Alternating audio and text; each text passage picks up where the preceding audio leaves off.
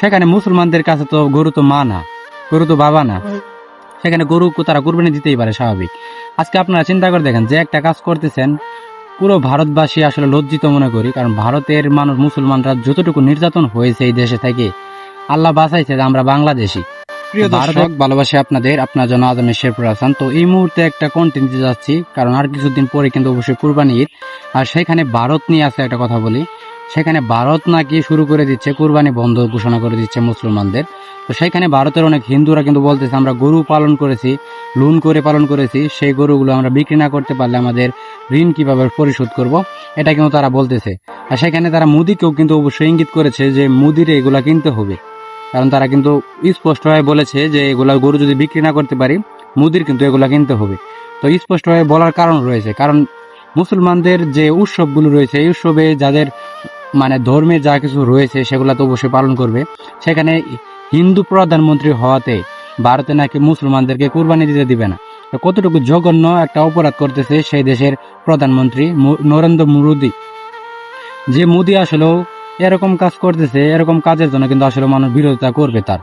তিনি যদি মুসলিমও হইতেন বা অন্য ধর্মেরও হইতেন, তবুও কিন্তু মানুষ বিরোধিতা করতো যদি ধর্মের বিষয় নিয়ে উল্টাপাল্টা বার্তা দিতেন। আর মুসলমানদের হচ্ছে কুরবানি একটা মানে ওয়াজিব, এখানে কুরবানি দিবে। মুসলমান ধর্ম যেহেতু রয়েছে এখানে, হিন্দুদের কাছে পছন্দ হবে না কেন, হিন্দুরা তাদেরকে মা মনে করে, বাবা মনে করে।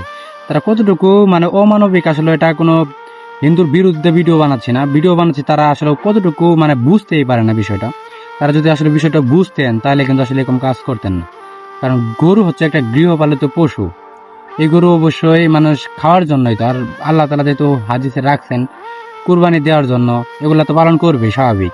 তো সেইখানে অন্য ধর্মের লোকজন হয়ে আপনারা তাদেরকে মা মনে করেন, মানতে পারেন, সমস্যা নেই, আপনাদের ধর্মে থাকতে পারে। কিন্তু সেখানে মুসলমানদের কাছে তো গরু তো মা না, গরু তো বাবা না, সেখানে গরু তারা কুরবানি দিতেই পারে স্বাভাবিক। আজকে আপনারা চিন্তা করে দেখেন, যে একটা কাজ করতেছেন, পুরো ভারতবাসী আসলে লজ্জিত মনে করি। কারণ ভারতের মানুষ মুসলমানরা যতটুকু নির্যাতন হয়েছে এই দেশে থেকে, আল্লাহ বাঁচাইছে যে আমরা বাংলাদেশি। ভারতে বসবাস করলে মুসলমানরা যে নির্যাতন হয়েছে, এটা শুধু অনেক দিন থেকে শুনে আসতেছি, আজকে নতুন না। কারণ আপনারাও দেখবেন যে ভারতে কি পরিমাণ নির্যাতন হয়েছে মুসলমানরা, এমনকি মুসলমানদের কিছুদিন আগে কিন্তু মসজিদ ভাঙিয়ে দিয়েছে, সেটাও কিন্তু আপনারা দেখেছেন। তো এইভাবে যদি আন্দোলন চলে, মসজিদ যদি ভেঙে দেওয়া হয়, মুসলিম হিসেবে লজ্জিত তাহলে ভারতবাসী, তারা রুখে দাঁড়াচ্ছে না কেন? তারা রুখে দাঁড়ালে আবার এমনি একটা কাজ রয়েছে যে আইনের সঙ্গে পাচ্ছে না, কারণ সরকার তো ওই দেশের অবশ্যই হিন্দু। সে কারণে নরেন্দ্র মোদী কিন্তু যা বলতেছে তাই কিন্তু হচ্ছে এখন ওই দেশে, ভারতে। তো মুসলমানরা যত শক্তিশালী হোক, তারা কিন্তু অবশ্যই এখানে মানে সারেন্ডার হয়ে যাচ্ছে। তো আপনাদের কাছে অবশ্যই মতামত নিতে যাচ্ছি, বিষয়টা আপনারা কিভাবে দেখতেছেন। কারণ ভারত একটা যেহেতু হিন্দু রাষ্ট্র, সেই হিন্দু রাষ্ট্রে মুসলমান থাকতে পারে স্বাভাবিক। মুসলমানদের উপর যে অত্যাচারগুলো করে, এগুলা বিষয় কিন্তু অবশ্যই খারাপ একটা দিক। তো এবারে ঈদে নাকি কুরবানি দেওয়া নিষেধ করে দিয়েছে, এই বিষয়টা নিয়ে হিন্দুরাই কিন্তু আলোচনা শুরু করে দিচ্ছে ভারতে। কারণ তারা চাচ্ছে আমরা এত ঋণ করে গরু পালন করলাম, সেই গরুগুলো বিক্রি না করতে পারলে এগুলা গরু কিন্তু মুদির নিতে হবে। তো আসলে সঠিক একটা কথা বলেছে, কারণ ঋণ করেও গরু পালন করেছে তারা।